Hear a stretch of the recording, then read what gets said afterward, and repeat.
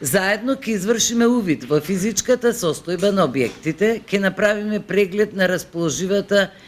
инвестициско-техничка документација и дефинирање на начинот на кој би се продолжила изградбата во согласност со потребите на крајните корисници.